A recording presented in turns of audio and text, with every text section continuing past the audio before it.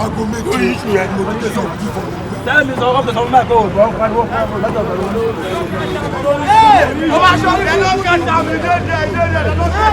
Mo fẹ́ lọ sí ọ̀rẹ́ tó fẹ́ mi. Ìwà òbí sá òbí àwọn ẹni ti pẹ̀lú òbí. Bẹ́ẹ̀ ni mi fi tajà o. Kí ló dé lè pọ̀ mi? Mo ń gbẹ̀gà lérè. Ebi dájú tajà yẹn. Gbogbo àbí òṣèlú lónìí tó rẹ̀ pọ̀ mí.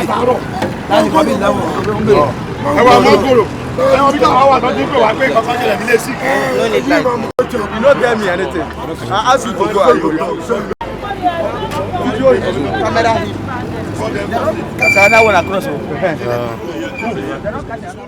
Thank you so much for watching our video, and don't forget to like and comment. Let me know your opinion, let us know your view, and most importantly, please subscribe to our channel. To do that is so easy. See the box here, there's a box here written there, Gboah TV. Click on it, you will see a subscribe button. Just click on